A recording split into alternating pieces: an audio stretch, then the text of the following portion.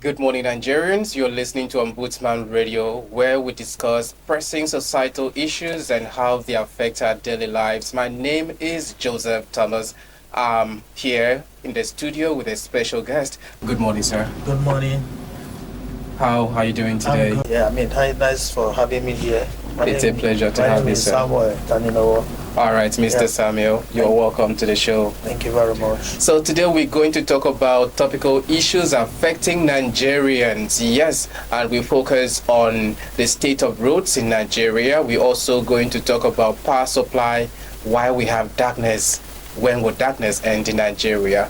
We're going to talk about housing deficit, why the rent is so high, and lastly we're going to talk about urban planning and environmental concerns. So those 4 points will be the focus of our topic of our discussion today. I'm starting with the roads in Nigeria. You can see that whether you live in Lagos, you live in Kaduna or Port Harcourt, even in Abuja here, you must have been affected by potholes, redden roads that make commuters difficult to access roads. Yes, and many roads are very poor, and inadequate funding and corruption contract execution. These have been the major problems we have on our roads. So, sir, concerning this, what is your take? Why do you think we have bad roads in Nigeria? Well, to start with, the challenge of infrastructure in Nigeria has been a long time issue, right from the time the colonial master left this country. Nigeria from that time till now has been grappling with the challenge of infrastructure. So it's not just starting now. It's not just that it has accumulated, it has become a long overdue issue, and it has become a menace in this society. To say the fact, the road, especially Nigerian road, more than 80% of our roads are not motorable. It's a fact. I've traveled to, so at least I've been privileged to travel to many parts of the country. Most of the places I've gone to, the road is in a bad shape, very bad shape. No wonder kidnapping, insecurity thrives, because our roads are very bad, very bad. A journey of 2 hours, you end up spending 6 hours, 7 hours, no thanks to bad road. So it is obvious that infrastructure decay, especially our road, is a major challenge to Nigeria. Very serious challenge to Nigeria. A lot of lives have been lost, a lot of manpower has been lost, a lot of things have gone down the drain due to bad road. Okay, sir. So you said this problem has always persisted over the years, right from the time of our colonial masters. So, sir, what do you think? What do you think could be done to curb this challenge of poor road infrastructure in Nigeria? I think we have left this challenge to chance enough. This challenge of road network in Nigeria, we have left it to chance for too long. That's number one. Number two, a Marshall approach is required. Number three, a lot of players in that sector should be allowed to come in. Bottlenecks, bureaucratic bottlenecks should be removed. Okay. Do you understand? Government should make that sector to be very attractive to investors. And then we should also look into diversification, because over-dependence on the road also can lead to, incessant damage of the road. For instance, a road is being constructed look at, for instance, this AYA Yanya road that was constructed few years ago is already going bad. Why? Because the dependence on that road is too much. The pressure on the road are too much. Okay, sir. So you talk about diversification. What are the diversification you're talking about? Yeah, road shouldn't be our only major source of transportation in Nigeria. Okay. Yes, we need to diversify. Government should look into water transport, air transport, rail transport, especially in Nigeria. You are not supposed, at this modern technology, we shouldn't be transporting earth moving equipment, heavy duty equipment on the road. They should be on the rail. Exactly. Do you get? So there are some things that should be on the rail, there's something that should be on air, there's something that should be on water, there's something that should be on the road. So in terms of transportation, we have underdeveloped ourselves enough. We should look into, first of all, fixing our road. Secondly, diversify to water transport, to rail transport, and to air transport, and make it affordable. Because one of the characteristics of living thing is movement. Exactly. So when movement is not properly channeled or enhanced, it's going to inhibit the growth of that sector, of that community. The development will be hampered, economic activities will be hampered, a lot of things will go wrong. So therefore, movement is important. It's an essential. It is an existential necessity that government must take a closer look at if you must enjoy infrastructure development or economic development. So you did mention our infrastructure diversification, and one of the channels you mentioned was railway.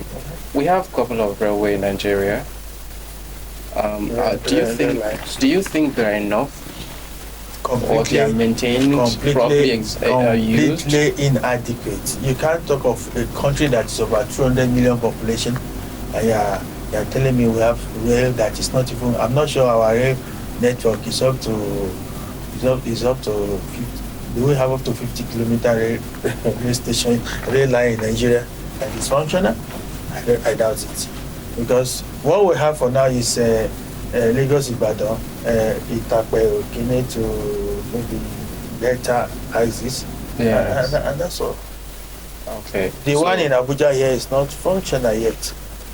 So we need to adopt a Marshall approach to our transport system. If you can't talk about economic growth when transportation is hampered. In all facets, the government should just roll its sleeve and bend down and work and stop the rhetoric, stop the grammar and the merry-go-round. We talk every time. We talk too much. It's time to walk the talk. For God's sake. Thank you very much, sir. Yeah. So what you're talking about is having diversification, yes, creating more railways so that it will reduce commuters, the number of commuters using the roads. So our road is overused. So we need alternatives. We are just, thanks to Almighty God that we have a good natural stability in Nigeria. Because in other countries, you see them, they are faced with earthquake, all kinds of natural disaster, but we don't have such in Nigeria. And in that case, we are not harnessing our natural endowments to our own advantage. We are not. So a good rail system, a good water transport system will not only reduce the pressure on our road, it will reduce accident and carnage, it will reduce insecurity, and it will create more job opportunity. The advantages on road, transport diversification are enormous. They are very, very limitless. So government should, not just government should open the door for private sector to come in, investors to come in, and all the bureaucratic bottlenecks should be dealt with. Then you will see Nigeria will become better for it. Thank you very much, sir. So we've talked a lot about roads infrastructure. So we're moving to the next point of our discussion, which is power supply. When will darkness end? In Nigeria. The power sector remains one of Nigeria's biggest infrastructural failures. Despite multiple privatization efforts, we still experience frequent blackouts. Businesses are shutting down due to high cost of running generators, and household continues to suffer. Nigeria is a very big country of over 200 million people, but we do not have a stable electricity. Is it management, mismanagement, or poor policy implementation, or lack of investment in alternative energy source? What do you think, sir? I think I'm going to be economical with us, because if we're going to dissect the problems bedeviling this sector, we won't live here today. There are different levels of challenges bedeviling our power sector. I remember 2015, I went for a training in China, and at the third week, we were in class. I didn't know when I mistakenly voiced out. I said, ladies and gentlemen, this is my first time in my life. I will stay a month without blinking of power. Everybody started laughing at me. I said it unconsciously. Out of excitement. We were marveled, yes. Out of excitement. I could stay in the house for 4 weeks, and the lights didn't blink at once for the first time in my life. When will Nigeria reach that stage? You know, I was overwhelmed. I felt so happy. I felt so excited. So out of that excitement, I unconsciously voiced it out to the entire. And that class comprises of all English-speaking countries in Africa. And they were making jest of me. I felt a bit ashamed of myself. You can imagine some little kids that were just giving birth to 3 or 4 years ago. When they bring, like, they will shut up NEPA, and they've never seen NEPA before. Yeah. So they were born to see that slogan. I grew up into that slogan, and now our children are saying it, even though NEPA is no longer in existence. It has become a norm. It's a slogan in Nigeria. Yes, that you go home and as there light. Yes. It's even abnormal to have light for 2 days in Nigeria. It's abnormal. Exactly. To have light for 2 days non-stop in Nigeria is abnormal. There was a day we had, I think, 2 days or maybe 1 day and a half. I had to call a NEPA star. I hope all is well. This one that you guys have not off the lights. Won't you bring outrageous bill? So I had to call a NEPA star. I just put the contract. I said, come on guys, what's going on here? I hope all is well. This one you have not put off the light. It is a level. So it's normal to be in darkness. I think it is high time we change the narrative. What actually is the problem with this sector? Does it mean that Nigeria is condemned to remain in darkness? Because every country I've been to all over the world, I see how they take power seriously. They don't joke with it. They have alternative. That is a fulcrum of development of the country. They have alternatives to source of power. They don't measure their sources with just one source. No, they have different sources through which they generate power. So if one fails, they switch to the other, so that nothing like a power outage. Okay, sir. So what do you think should be a solution to this? The first thing that we need to do, number one, is to actually plan to come out of this darkness. Because when you fail to plan, then you are planning to fail. Our planning system should be gotten right from the start. That's number one. Number two, we need to bring in competent hands to man this sector. In Nigeria, it's only in Nigeria we see a minister of power who is a lawyer. How do you expect? Power does not understand law. Yes. Do you understand? It is purely practical, technical. Somebody with the technical know-how, somebody with a background in that sector should be allowed to come in and drive it. People who have no business in the past shouldn't be there in the first place. Even the privatization was done wrongly. If not, can somebody tell me if we have improved from when the PACL was unbundled and given to private hands to run to date? Have we had any improvement? The answer is no. That means the policy is faulty. That's number one. Our policies are not driving the sector properly. So our policy from the nation, they should check it. Where did you get it wrong? How can we improve on it? That's number two. Then number three, we need to find solution to sabotage. There are saboteurs in that sector. Can you imagine how many times in the last couple of 3 or 4 years national grid has collapsed? Times without number.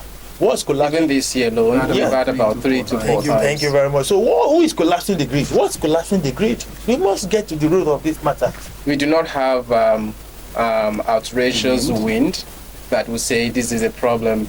Do you know that there's a particular village I go to? I have to mention China again because I spent some time. I've been there like 4 or 5 times now, or 6 times there about.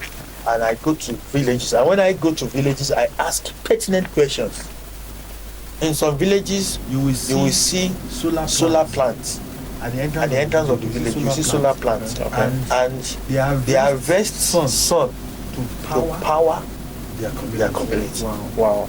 And let me shock you. The kind of sun they have in those communities cannot measure 1/10 of the kind of sun we have in Nigeria. So you are just wasting the natural resources. Do you know 1 week harvest of sun in Abuja alone and power the entire country for almost a year plus, no more than just a week harvest. That's part of the analysis I did. I'm not into that sector, but being a journalist, I do inquiries, I do findings, I do a lot of research. The intensity of just this Abuja sun alone, properly harvested and harvested and channeled, will power Nigeria for more than 1 year. Conveniently, I am aware of that. But why people? The government of the day is not looking towards that direction. Maybe they are thinking about the cost implication or political implication.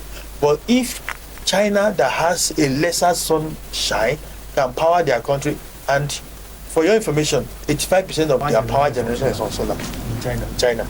Though I stand to be corrected. It's part of what I found out, that 85% of their power is being generated from solar, which we have more than 500% of it in Nigeria than China. If there's any country, we can harness that energy into the solar resources we have, the natural resources we have, the sunlight, we will not have this problem. What we need to do, I think, government should encourage researchers to go into government should fund research, robust research that can come up with, that can churn up ideas through which energy can be created cheaply and affordably. That's the first thing they should do. We need people in that sector who can go into deep research work and come up with a formidable energy source that will be cheap, that will be affordable, that will be durable, and sustainable. And sustainable, and that will not be inimical to our environment as well. So we need people to dabble into that sector and come up with a very lofty idea that will be durable and sustainable for us. Thank you very much, Mr. Samuel. All right. So on the next point of discussion is on housing deficit. Why is rent so high?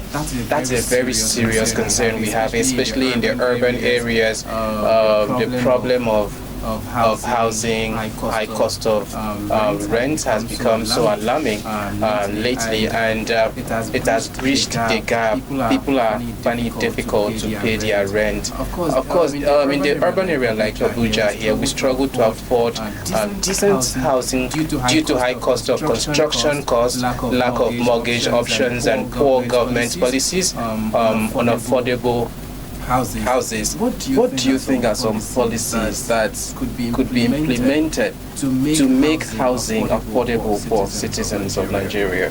If I want to double into this one, I think I will start from when my president Obasanjo came up with the housing policy.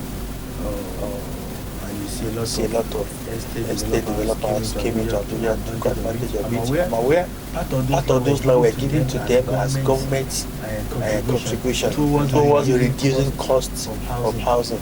And they took advantage of it. Before you know, Jack, everything starts skyrocketing. You know, they got those land so cheap, almost free, so that cost of land has been taken off by government to enable them build this house and sell it cheaper for Nigeria.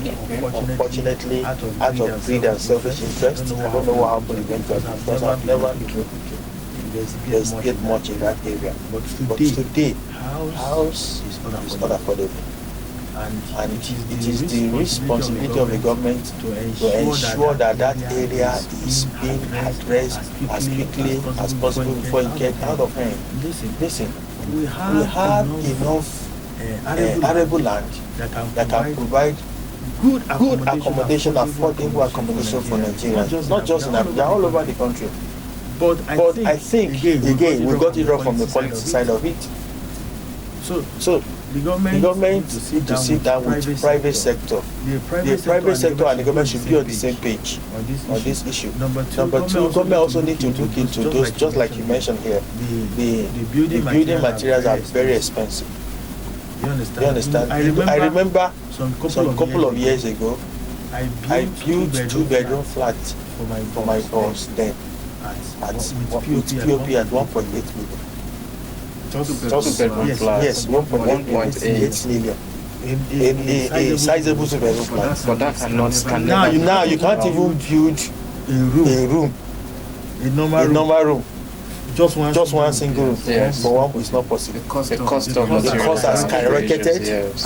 And now if you build a house at such an exorbitant rate, you will want to recoup your money as quick as possible. So you push the burden to the tenant. Yes, to the tenant, whoever is going to take the house. So government should sit down and see how they can bring down the cost of building materials. For instance, if it means subsidizing, because Nigerian government is trying to run away from subsidy, but I'm yet to find out any developed society in the world that is not subsidizing.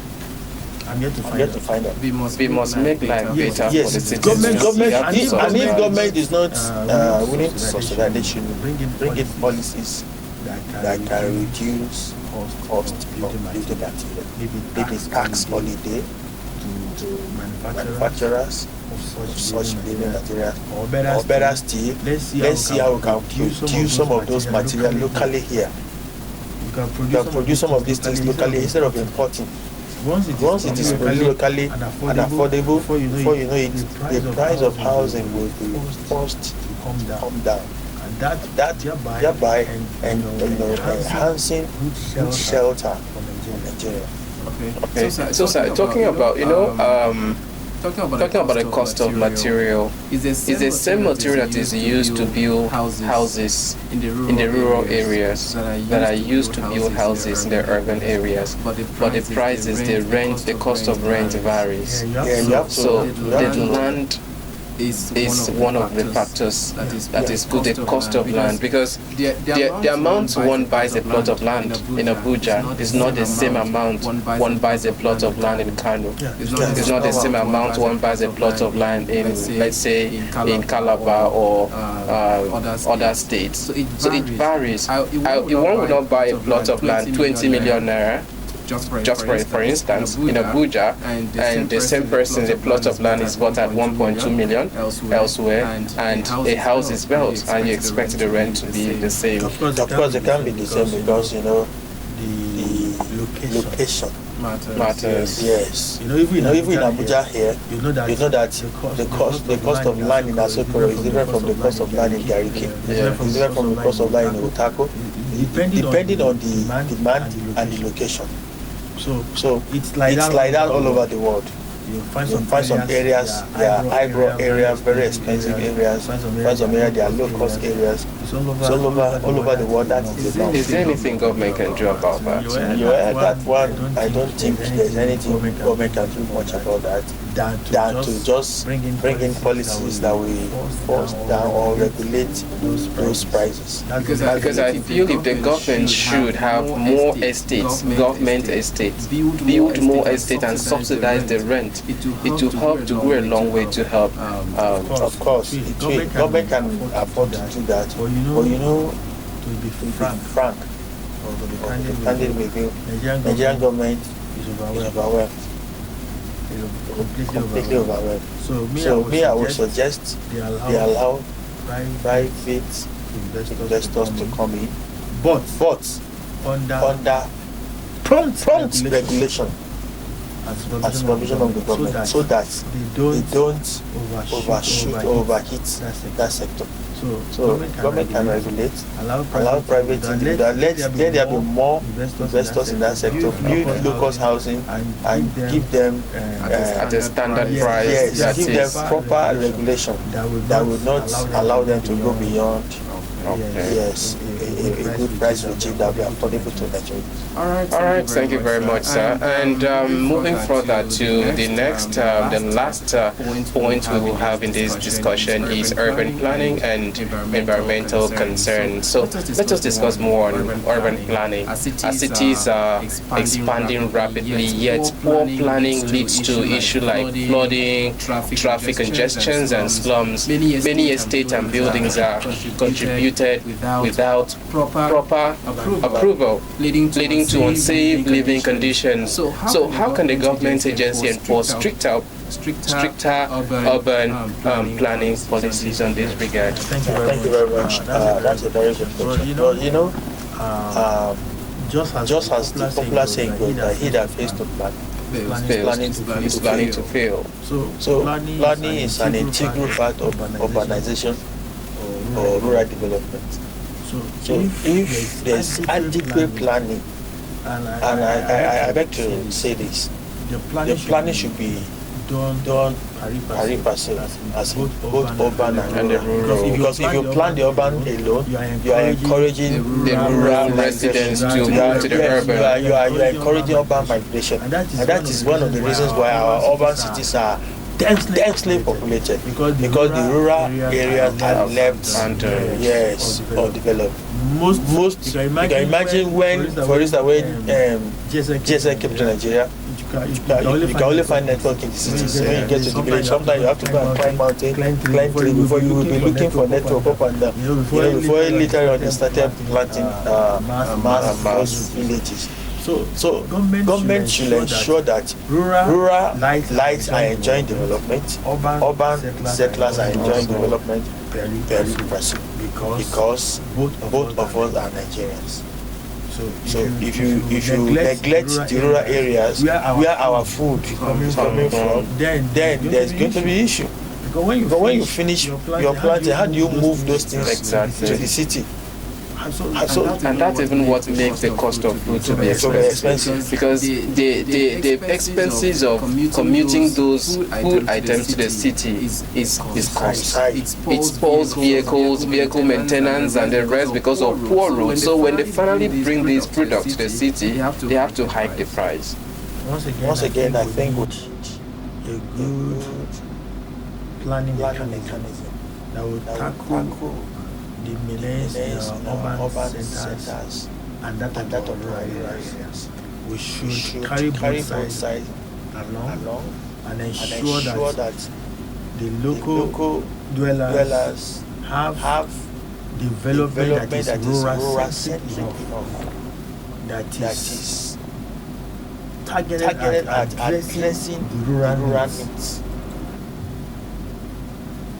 Just like I told you, I got to a particular country. I went to a village. The village, I'm sorry to say, is more organized than our Asoko. Wow. I don't want to mention the village. But the village that will be advertising, the village in that country is well organized. Excuse me, sir, I got to a village, I saw skyscrapers. In the village? Yes. I saw skyscrapers. At the point I was moved to tears. Because you can see the village setting well organized. Whatever facility available in the urban is there. So the question of trying to migrate to the city is not even there. You will even enjoy because the serene, the atmosphere, the topography is so human friendly, and everything is there. You see water, electricity, security, perfect. So you want to do anything on you get it done with a jiffy, no stress, no much ado. So whatever enjoyment you are looking for is also there. So no need of yes. So if our government can sit down and make a policy implementation that will drive the urban sector and drive the rural area at the same time, I think Nigeria become better. Because talking about, for example, in Lagos alone, the amount of people moving to Lagos is outrageous. Every day, thousands of people are moving into Lagos, and it causes overpopulation. And of course, when there is overpopulation in a place, there's bound to be crime is bound to be traffic. It's not a fallacy that our urban areas are becoming very toxic, because of poor planning or poor implementation. Some people have built on a pipeline. They have abused the city master plan. Even here in Abuja, I remember in those days there was serious demolition, especially when L5 was being started. A lot of houses were demolished. Some people died in the process. Some people became have heart issues as a result of losing their properties. Because and let me even cite an example. When they were extending this Apple road, they got to switch off power for several days because they want to relocate those high tension. Excuse me, where when they were planting those things. Because didn't they know that this is a road line? So something of such shouldn't be planted there. Now they have wasted public resources. The money they spend installing those facilities and coming back to dismantle them and restore. It's a wastage due to improper planning. If I'm in a position of authority, I will sanction those officers who allow such wastages to happen. Because this has been put in. Yes, it was already in the plan that this is going to be and they were planting those high tension wire on that road. My heart is when I see all those kind of error. Because I wonder why they should allow those things to be planted or installed in those road line in the first instance. It's wrong. Very wrong. It's part of the poor planning we're talking about here. So it's time somebody should be held responsible for these abnormalities. It's time somebody should be punished for these abnormalities. Otherwise, I think we're going nowhere. All right, so thank you very much, Mr. Samuel. You've dissected a lot on the on today's discussion. We've talked about what is affecting the society from urban planning and environmental concerns to electricity to roads as well as housing. So these are the points we've had for our discussion today. Thank you so much very much for being part of the show. I really appreciate your impact on this program. Thank you so much. So this is how far we can go for our program this morning. Don't forget to follow us on all our social media platforms. We are on Facebook, Instagram, TikTok, YouTube, and as well as X account at Ombudsman Radio Nigeria, and on X accounts Public Complaints Commission, Ombudsman Radio Nigeria. Thank you so much.